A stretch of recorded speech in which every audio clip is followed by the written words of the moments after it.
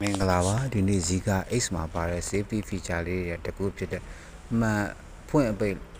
ဖြစ်စေတဲ့ဟာလေးပါကျွန်တော်ဒါမှန်ချပြထားတဲ့အခြေအနေတွေပါခု Zika X မှာမှန်လေးတွေကိုကျွန်တော်ချထားလိုက်ပါပြီ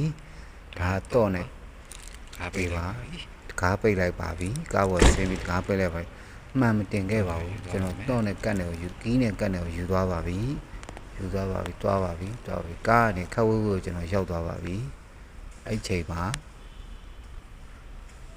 မီးလေးလင်းလာပြီးတော့အမှန်လေးတွေသူ့ဟာသူအလိုလိုတက်ပြီးကားကိုပိတ်လိုက်ပါပြီဒါလေးက Zika X မှာပါတဲ့ safety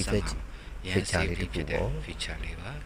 Zika X ကိုပိုင်ဆိုင်ထားလို့စိတ်ညစ်စရာတဲ့ feature လေးတစ်ခုပါ Zika ဒါတော့ကသူ့ရဲ့ range တွေကိုကျွန်တော်ဝင်သွားပါ7 meter range အတွင်းကိုရောက်သွားပြီဆိုလို့ရှိရင်လည်းသူ့ဟာသူအလိုလိုအဖွင့်ပိတ် snake လေးကိုကျွန်တော် setting မှာချိန်ထားလို့လည်းရပါတယ်ဒါလေးကတော့ကတ်လာပြီဆိုတော့မီးလေးတွေပွင့်သွားပါပြီ setting လေးတွေဒါလေးကိုဖွင့်ပိတ် setting တွေမျိုးချင်းဆိုလည်း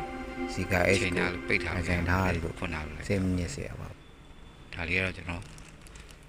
တော့ပြန်ပိတ်တဲ့အခြေအနေလေးပါ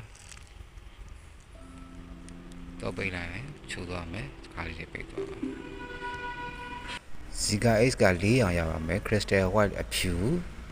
Pine Green အစိမ်း Mist Grey